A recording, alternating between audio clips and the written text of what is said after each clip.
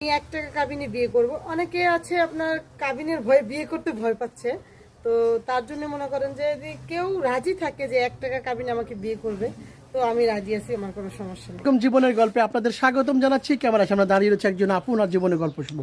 আসসালামু আলাইকুম আপু। ওয়ালাইকুম আসসালাম রাহমাতুল্লাহি ওয়া বারাকাতুহু। কেমন আছেন ভাইয়া? ভালো আছি আপু, আপনি কেমন আছেন? আলহামদুলিল্লাহ, আপনার ধন্যবাদ আছে। আপু আপনার নাম কি? আমার নাম মুসাম্মদ সুমাইয়া। সুমাইয়া। দেশের বাড়ি কোথায়? রাজশাহী নওগাঁতে। রাজশাহী নওগাঁ। পরিবারে কে কে আছেন? আমরা 3 বোন, একটা ভাই আছে আমাদের। একটা ভাই আছেন। আমি শুনে আর আব্বু আম্মু, আমি শুনেছি আপনার হাজবেন্ড গাড়ি অ্যাক্সিডেন্টে মারা গিয়েছে। গাড়ি কিভাবে গাড়ি অ্যাক্সিডেন্ট হয়েছিল আপু? ভাইয়া উনি রোড কোর্স করতে যেয়ে মারা গেছে। রোড ক্রস করতে মারা গিয়েছেন, খেয়াল করতে পারে নাই যে পিছন থেকে একটা গাড়ি এসে মেরে দিয়েছে। আচ্ছা, এমন কোনো বিশেষ কথা মনে পড়ে হাজবেন্ডের কথা? ওনার সবচেয়ে বড় কথা ছিল সবসময় অল টাইম বলতো, মানে আমি রাগলে নাকি তার কাছে খুব ভালো লাগে। মানে আপনি রাগ করলে খুব ভালো লাগে? হ্যাঁ। কেন জানি না, উনি বলতো, মানে উনি আমাকে রাগানোর জন্য এত চেষ্টা করতো, কিন্তু আমি রাখতাম না। উনি আমাকে বলতো কি, তুমি রাগ করো না কেন, তুমি রাগ করলে আমার কাছে খুব ভালো লাগে। খুব ভালো লাগতো না? আচ্ছা আপু, আরেকটা প্রশ্ন। এখন আপনি সিঙ্গেল আছেন তাই না? আপনার বেবি আছে? জি না ভাইয়া। কেমন ধরনের জীবন সঙ্গী চান বা কেমন ধরনের জীবন সঙ্গী পেলে আপনি বিয়ে করবেন? তার মন মানসিকতা ভালো থাকতে হবে 1 নম্বরে, আর 2 নম্বরে মনে করেন যে সে কালো হোক সমস্যা নাই, বয়সটা ম্যাটার করে না।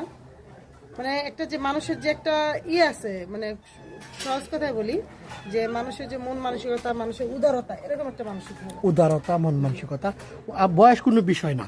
আপনার বয়স, চরিত্র ভালো হতে হবে। আপনার বয়স কত আপু? 26। ওনার চরিত্র ভালো হতে হবে।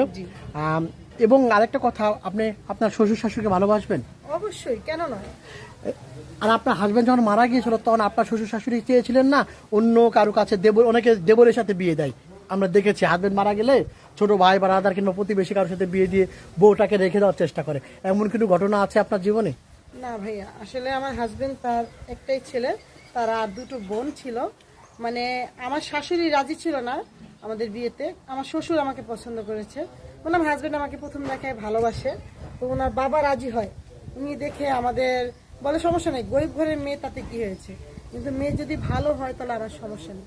তো ওনার আমাদের পরিবারের সাথে কথা বলে আমার শ্বশুরের খুব ভালো লাগে, তো উনি বিয়ে করে নিয়ে আসার মনে করেন যে 4 মাস পরে উনি স্ট্রোক করে মারা যায়।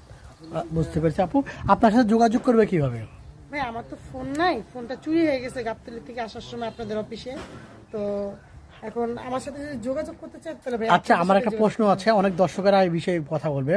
আমি বলছি, আমাদের কাছে যারা আসে এই পর্যন্ত সবার কি মোবাইল নাই বা মোবাইল হারিয়ে গেছে, এমন কোনো মানে অন্য কিছু বলেন, মোবাইল হারিয়ে গেছে সত্যিই? ভাইয়া মোবাইলটা ছিনতাইকারীরা নিয়ে গেছে, ফোনে কথা বলতেছিলাম আজকে সকালে, তো আপনাদের এখানে আসলাম, আপনারা জানেন। দর্শকেরা অনেকে মনে করবে আসলে আসলে প্রিয় দর্শক, যারা অসহায়, যারা দরিদ্র, তারাই ওনারাই আমাদের কাছে আসেন। এটাই সত্য কথা, এটাই অপ্রিয় হলো সত্য কথা। আপু ভালো থাকবেন। এবং দর্শকদের কাছে বলছি, দর্শক এই মুহূর্তে একটি নাম্বার দেখা যাচ্ছে, সেই নাম্বারটি আমাদের ইউটিউব চ্যানেল কর্তৃপক্ষের। এই নাম্বারে ইমো আছে, হোয়াটসঅ্যাপ আছে। এই নাম্বারে মারিয়ার একটা স্ক্রিনশট মেরে পাঠিয়ে দেবেন, আমরা যোগাযোগ করবো ইমোতে অথবা হোয়াটসঅ্যাপে। নাম্বারে কোনো ফোন যাবে না, নাম্বার বন্ধ আছে। ইমোতে বা হোয়াটসঅ্যাপে ভয়েস করে পাঠিয়ে দেবেন। আসসালামু আলাইকুম।